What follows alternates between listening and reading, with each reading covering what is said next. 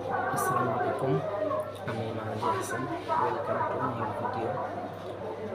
আজকের ভিডিওর টপিক হচ্ছে আমি লিস্ট জানি না। সো যাই হোক, একটা হাদিস নিয়ে বলবো। আজকে জুমার দিন মহানবী সাল্লাল্লাহু আলাইহি ওয়াসাল্লাম বলেছেন, ইফতাহুল জান্নাতি সালাহ। হাদিসের অর্থের মধ্যে বলা হয়েছে নামাজ বেহেশতের চাবি। ধরুন বিশাল একটা ঘর, সেই ঘরের মধ্যে অনেক স্বর্ণ মুদ্রা এবং সেখানে গেলে অনেক আরামে থাকা যায়। সো কথা হচ্ছে গিয়া সেই ঘরটা তালা লাগানো। তো এখন আমি সেই ঘরের তালাটা কীভাবে খুলব? সেখানে আরামে থাকতে গেলে তো তালা খুলতে হবে, তাই না? কোনোটাই তো আপনি সে আরামে ভোগ করতে পারবেন না, কোনো কিছুই অ্যাটলিস্ট করতে পারবেন না। সো তালা লাগবে, তালা আছে, চাবি লাগবে। সেই চাবিটা কার কাছ থেকে পাবেন, আপনি কোথায় পাবেন, সেটা তো জানতে হবে, তাই না?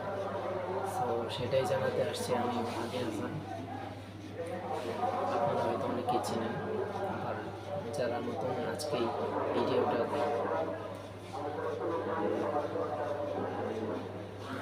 চালু করছেন, দেখতেছেন, সেসব ভাইদেরকে বলি প্লিজ আমার সাথে থাকবেন, সাবস্ক্রাইব করে পাশে থাকবেন।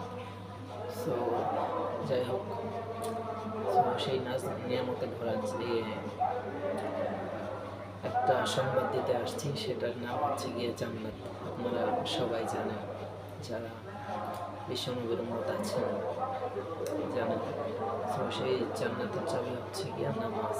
আপনারা যদি 5 ওয়াক্ত নামাজ পড়েন, আজকে জুমার দিন, আপনারা হয়তো অন্য জায়গায় শুনতে পাচ্ছেন যে জুমার বয়ান হচ্ছে মসজিদে, আমি যাবো একটু পরেই। সো যাই হোক, নামাজ পড়তে হবে 5 ওয়াক্ত, অন্যথায় উপায় নাই। সো আমরা সকলে 5 ওয়াক্ত নামাজ পড়বো, অন্যথায় জান্নাতের যদি যাবে না পান, তাহলে কিন্তু আপনি জান্নাতে যেতে পারবেন না। আরেকটা হাদিস আমি শুনিয়ে দিই সংক্ষিপ্তভাবে। এটা হচ্ছে গিয়া রাসূল করিম সাল্লাল্লাহু আলাইহি ওয়াসাল্লাম বলেছেন, আখলিস দীনাকা ফিকাল আমালুল কলিল। তুমি যদি অল্প আমল করো, তবুও তোমার নাজাতের জন্য যথেষ্ট হয়ে যাবে, যদি তোমার সেই আমলটা খাঁটি হয়।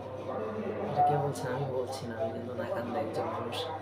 বাট মহানবী সাল্লাল্লাহু আলাইহি ওয়াসাল্লাম সরকারে তো আলম, যাকে সৃষ্টি না করলে কুল কায়নাত কোনো কিছুই সৃষ্টি হইতো না, আমি আপনি সৃষ্টি হইতাম না। এই যে আজকে আপনি আমার ভিডিওটা দেখতেছেন, এটাও দেখতে পারতেন না, কারণ পৃথিবী তো সৃষ্টি হইতো না, আপনি আমি কোথা থেকে আসতাম, আমার মা বাবাই সৃষ্টি হইতো না। সেই দিকটা থেকে আমরা অ্যাক্টিভ থাকি, যে যেহেতু আমাদেরকে দুনিয়াতে পাঠিয়েছেন, আমরা জাহান্নামে তো আমরা যেতে পারবো না, কীরকম আযাব হয় আপনারা তো জানেন সকলে। সো সেই হিসাবে আমাদেরকে আমল করা দরকার, নামাজ পড়া দরকার। সেইটুকু আমল করবো, এবং কি আখলিস দীনাকা ফিকাল আমালুল কলিল, এটার উপর আমল করেই আমল করবো। মানে আমি বোঝা যাচ্ছে যে যতটুকু আমল করবো ততটুকু যেন খাঁটি হয়, ভেজাল যুক্ত না হয়, ভেজাল মুক্ত, যাতে আমরা আমল করে পৃথিবী থেকে আল্লাহ তাআলার কাছে রূপান্তরিত হতে পারি। সেই ফিকির নিয়েই আমাদেরকে আখিরাতের পথ ধরে অগ্রসর হতে হবে, সেই কবরের যাত্রায়। আল্লাহ পাক আমাদেরকে সবাইকে সেই কঠিন খবরে সফল হওয়ার জন্য তৌফিক দান করেন। ওমা আলাইনা ইল্লাল বালাগ, নাসরুম মিনাল্লাহি ওয়া ফাতহুন করিব, ওয়াবাশশিরিল মুমিনিন। সকলে আমার জন্য দোয়া করবেন।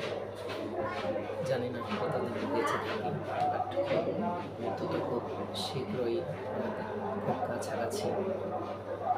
এটা আপনারা জানেন কি না জানি না, বাট এটা মাথায় রাখবেন, মৃত্যু যে কোনো সময় হয়ে যেতে পারে। সো মাথায় রাখবেন। দোয়া চাই। আল্লাহ হাফিজ। আসসালামু আলাইকুম। ভালো থাকবেন। দেখা হবে নেক্সট কোনো ভিডিওতে।